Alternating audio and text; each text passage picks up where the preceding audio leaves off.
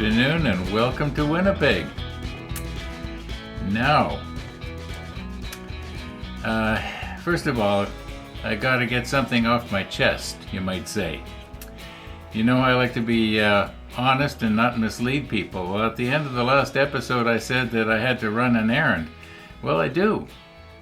But you know, when it came to getting in my car and going, I just didn't feel like it anymore. And I'm thinking, well, I don't have to do this afternoon. I can do it tomorrow. So I checked the weather, and it's going to be a nice day again tomorrow, I hope.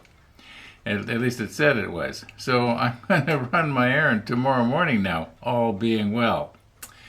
Okay, now we got that straight, just in case somebody happens to notice that my car is in the exact same place as it was before.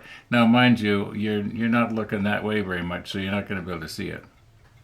However, let's get on with it here. Now, one of the viewers said, why don't you use the other pen kit that has the shorter tube? And in that way, we might be able to bypass this crack. Well, he didn't say that part, but that's what he meant. Now, as it turns out, that's exactly what I was thinking. If you remember, I said I have an idea. That was my idea. Use the other pen kit. Now, I haven't actually, I can honestly say I haven't checked it yet to see if the shorter pen kit tube will go up into where the crack is. But I think it'll at least it'll be better. So yeah, we'll just use a twist pen kit instead of the button click kit. Let's just recompose here and measure the tubes. This is the one. This is the one here for the button click. It's the long one. So we'll just measure a shorter one. See just exactly how much shorter is it. Okay, we're going to do this in millimeters, and I'm going to guess. I haven't done this yet, but I'm going to just guess by eyeballing it. 5 millimeters? Just for the fun of it. Let's see how close I am. Okay.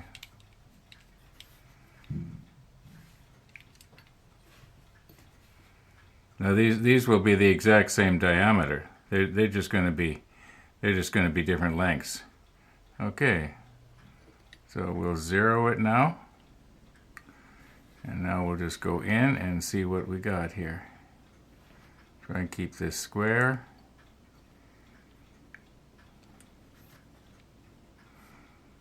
Okay, what does that say?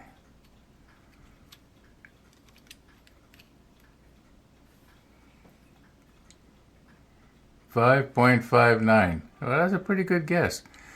I'm not bragging or anything, but I'm usually pretty good at judging weights and sizes just by eyeballing it. It could be because when I was working in the express office, we weighed absolutely everything, and you got used to. The customer would hand you the parcel, you would take it, and because you'd weighed thousands of things, you kind of knew already how much it was going to weigh. Yeah. Anyway, but of course we weren't weighing this, were we? But sizing stuff has been. Well, stop bragging, Ron. Okay. Now, I didn't use my microscope. Might have been better. And I didn't put on the macro lens. But I think you should be able to see that this crack, it runs back to approximately right here. Now, it could be that on the inside, it actually goes further back at a bit of an angle. Okay? So, I don't know if we'd actually need to draw a line, but just for the fun of it, why not?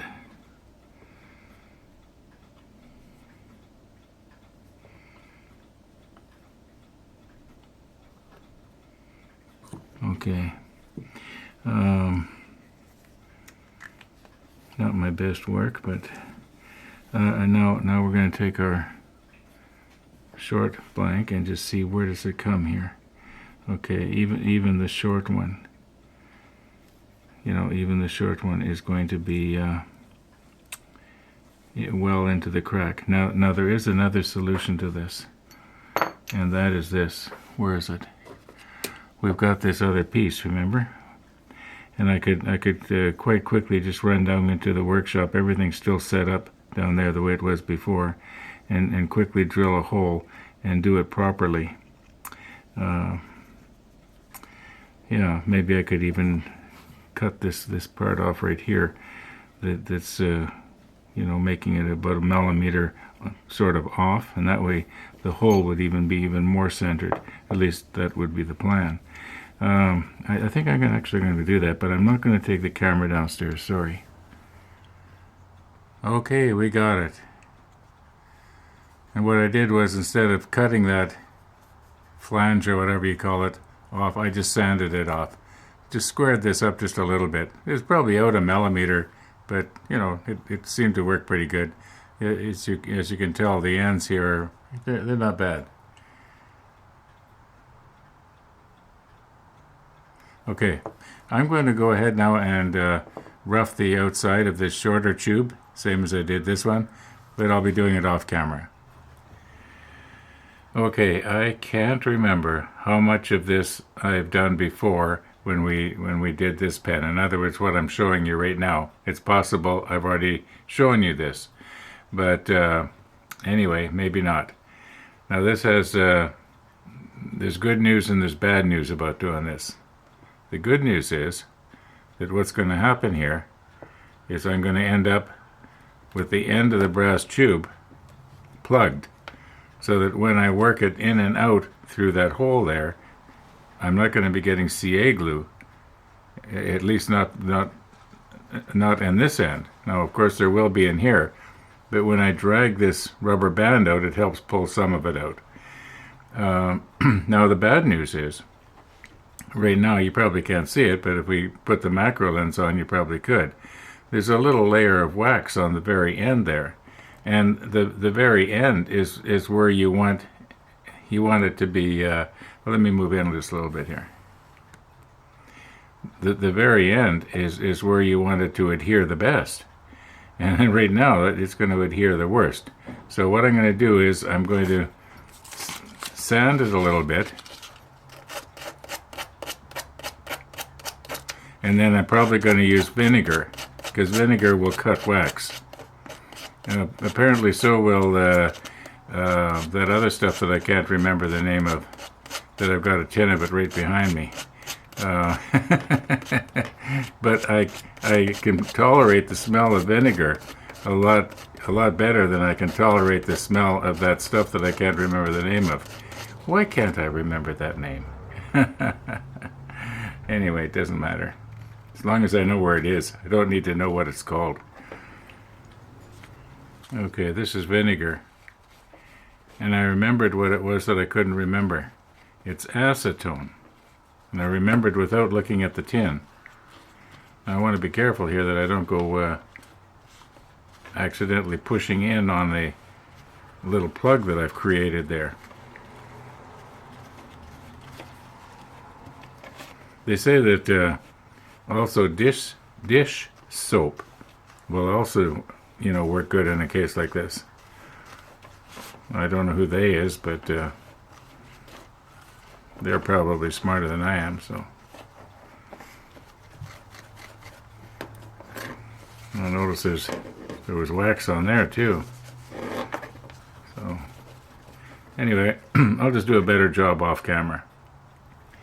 Okay, this does not say CA thick on it anywhere, or gap filling or anything like that, because the label came off of this side, but this is actually thick. So here we go.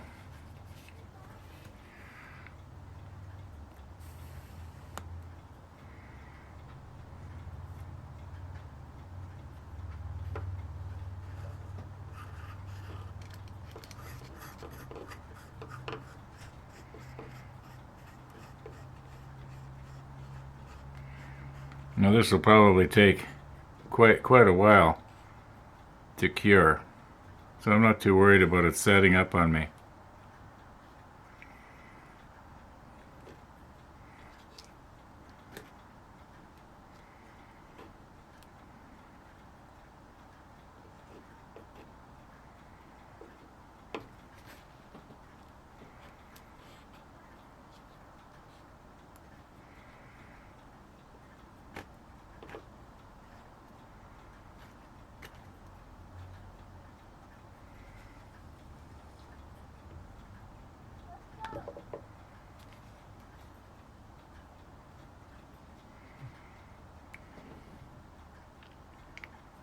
Okay, I would think that's probably pretty good.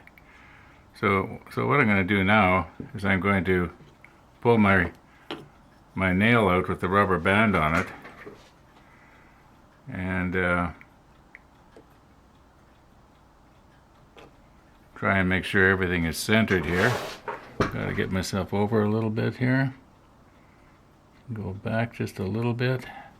I know you couldn't see it, but I can see both ends if I stand up and look. All right. Now, where are we here? Widen you out. Okay, so I'm going to use the curing agent. I'm planning on leaving this overnight, but I'm just going to get it started here with the curing agent. Now, being as I don't want to get this stuff on the lens, I'm just going to take a piece of wax paper here and cover your eyes. Sorry about that. I'd probably be a lot sorrier if I got this stuff on the lens and it removed the coating. Okay, and the same on this other side. That should be enough. All right. Okay, we'll leave that overnight and see what we got. I just noticed what's going on here. It almost looks like my acrylic is dissolving. Or is that an optical, maybe that's just an optical thing going on. Oh yeah, it's just, yeah, the acrylic I think was lensing. I don't think that's, it looked like it was dissolving the blue there. Okay, one more thing. I think maybe I'll take the clamp off even though it's not very tight. And that way it will let the blank go to its natural form, if you know what I mean. Okay, here we are. It's evening now. Yeah, there's not a whole lot more I can show you here until after this hardens. I guess the next step is taking the pen mill, and well, we'll talk about it when we do it. Thanks for watching, everybody. All being well, we're going to see you tomorrow.